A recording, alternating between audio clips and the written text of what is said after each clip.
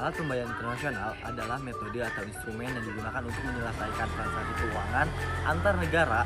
Dan berikut ini adalah beberapa alat pembayaran yang akan disampaikan oleh teman saya.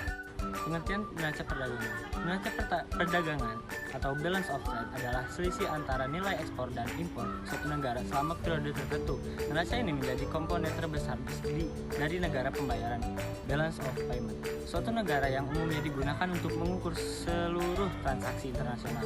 Penjelasan neraca pembayaran.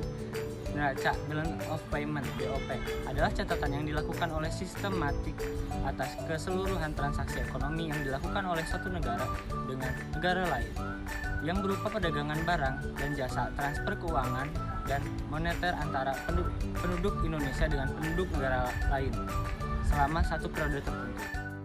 Dasar terdiri dari transaksi dagang, pendapatan modal, transaksi unilateral, dan penamanan modal langsung. Surplus atau defisit dalam neraca pembayaran mencerminkan keseimbangan antara uang yang masuk dan keluar dari suatu negara melalui transaksi internasional. Berikut adalah penjelasan sederhana. Surplus neraca pembayaran. Definisi surplus terjadi ketika total penerimaan dari luar negeri dan lebih besar daripada total pengeluaran ke luar negeri seperti impor, pembayaran untuk investasi luar negeri, dan transfer uang ke luar negeri. Itu adalah contohnya. Dampak dari surplus menunjukkan bahwa negara tersebut menerima lebih banyak uang daripada yang dikeluarkan. Ini bisa memperkuat nilai mata uang negara tersebut, menunjukkan kesehatan ekonomi yang baik. Pemerintah mungkin menggunakan surplus untuk meningkatkan cadangan devisa, membayar utang luar negeri, atau investasi dalam infrastruktur. Yang kedua, defisit neraca pembayaran. Definisi defisit terjadi ketika total pengeluaran ke luar negeri lebih besar daripada total penerimaan dari luar negeri, artinya negara tersebut mengeluarkan lebih banyak uang daripada yang diterima. Dampak dari defisit menunjukkan bahwa negara tersebut meminjam uang atau menggunakan devisa untuk menutupi perbedaannya.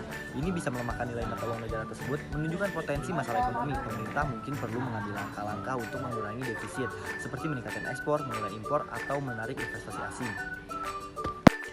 Sistem kurs dalam neraca perdagangan mengacu pada acara suatu negara mengatur nilai tukar mata uangnya terhadap mata uang negara lain.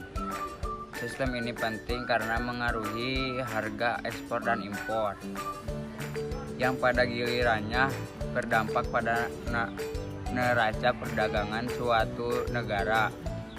Berikut adalah penjelasan tentang beberapa sistem kurs utama.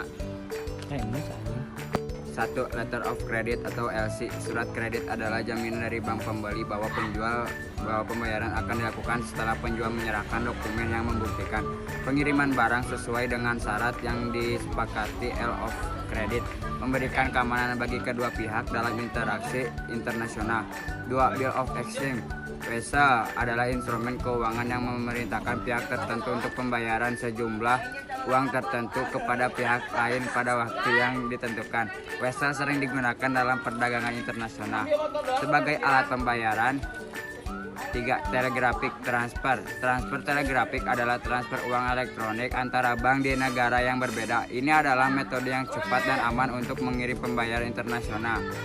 4. Open account. Dalam metode ini penjual mengirim barang terlebih dahulu dan pembayaran dilakukan oleh pembeli pada waktu yang disepakati. Kemudian ini biasanya digunakan ketika ada kepercayaan tinggi antara penjual dan pembeli. 5. Konsumen. Penjual mengirim barang ke pembeli, tetapi pembayaran dilakukan hanya setelah barang tersebut terjual. Penjual tetap memiliki barang sampai penjual terjadi. 6. Advance payment. Pembayaran di muka. Pembeli pembayaran di muka sebelum barang dikirim oleh penjual. Metode ini memberikan keamanan penuh bagi penjual tetapi berisiko lagi pembeli jika barang tidak dikirim sesuai perjanjian. 7. Barter. Sistem barter melibatkan pertukaran barang atau jasa tanpa menggunakan uang. Meskipun jarang digunakan, barter masih bisa terjadi dalam metode perdagangan internasional tertentu. 8. Payment card. Kartu kredit atau debit internasional yang dilakukan oleh bank dapat digunakan untuk melakukan pembayaran di seluruh dunia. Ini memudahkan transaksi antara negara. 9. Cryptocurrency. Mata uang digital seperti Bitcoin digunakan sebagai alat pembayaran internasional meskipun belum umum dan masih menghadapi regulasi ketat di banyak negara.